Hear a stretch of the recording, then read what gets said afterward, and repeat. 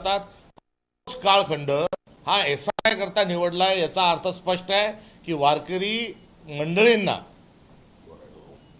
त्या मतदार यादीतून त्यांना वगळायचंय, भक्तांना मतदार यादीतून वगळण्याकरता हा भारतीय जनता पक्षाने निवडणूक आयोगाशी हातमिळवणी करून घातलेला घाट आहे आणि हा आम्ही कदापि यशस्वी होऊ देणार नाही.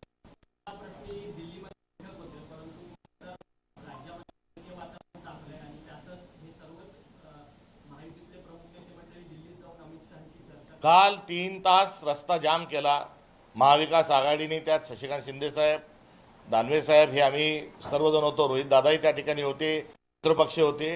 आम्ही जाम केला, लोक काल होतो आणि आज परिणामी या सरकारमधील अर्थ मंत्रिमंडळ जे आहे हे दिल्लीला त्यांना जावं लागलं.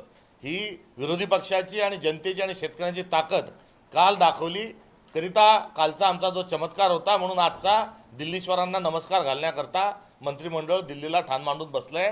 ते बसलेलं जरी या भूमीतून गेलेलं असलं तरी हात हलवत वापस येऊ नका हा आमचा सज्जडदम त्यांना आहे.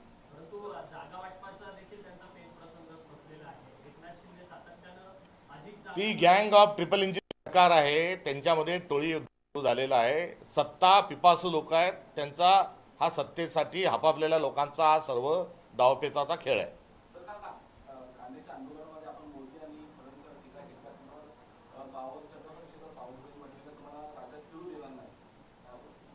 त्यांच्या जिल्ह्यात लवकरच मी जाईल. मी कुठलाही चुकीचा शब्द हा वापरलेला नाही. जो दलिंदर जो आहे हा कॅरेक्टर दर्शवणारा, लक्षण दर्शवणारा शब्द आहे. दरिद्री हा संस्कृत शब्दाचा बोली भाषेमध्ये रुळल्यानंतर दलिंदर हा त्याचा वाक्योपयोग आहे. मोदी आल्यापासून शेतकऱ्यांचे भाव पडलेले आहेत, बेरोजगारी वाढलेली आहे, महिलांवरील अत्याचार वाढलेले आहेत, भ्रष्टाचार बोकाळलेला आहे आणि अशा परिस्थितीवर संदर्भामध्ये मी काल त्यांचा तो उल्लेख केला. संस्कृतमधला मूळ शब्द जर भारतीय जनता पक्षाला खटकला असेल तर नरेंद्र मोदी हे पनोती आहेत हा जरा समजेल अशा भाषेत मी शब्दप्रयोग पुन्हा एकदा या ठिकाणी.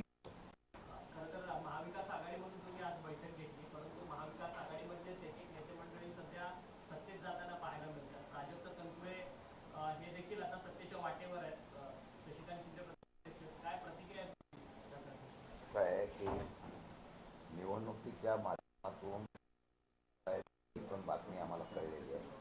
अजूनपर्यंत पक्षाकडे त्यांनी कुठल्याही प्रकारचा आपला राजीनामा किंवा कुठल्याही प्रकारचं मत व्यक्त केलेलं नाही.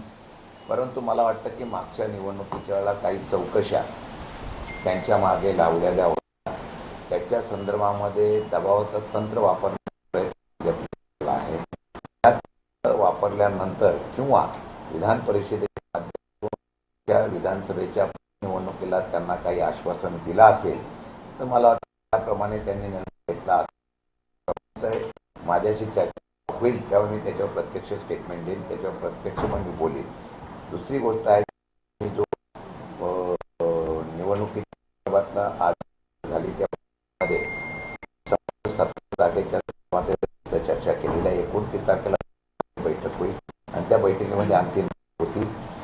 भाजपच्या असलेल्या सर्व वक्ता आणि त्यांच्या महायुतीच्या त्यांना संघर्ष करून निवडणुकीला आम्ही समोर जातो अशा प्रकारची भूमिका घेतलेली आहे. 1, 2, 3 ठिकाणी फक्त तिन्ही पक्षामध्ये उमेदवाराच्या बाबतीमधली आहे. तरी सुद्धा 29 तारखेला सविस्तरपणे चर्चा होऊन त्यामुळे एक मताने उमेदवार आम्ही प्रकारची आज चर्चा झाली.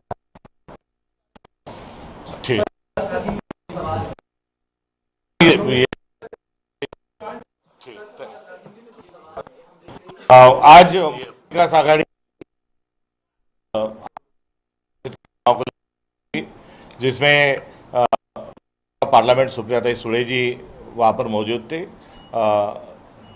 NCP शरद पवार गुट के शशिकांत जी शिंदे अर्थात शिवसेना से दानवे विधान परिषद के सदस्य भूतपूर्व विरोधी पक्ष नेता आणि महाविकास आघाडी विधान परिषदेच्या सर्वच्या सर्व म्हणजे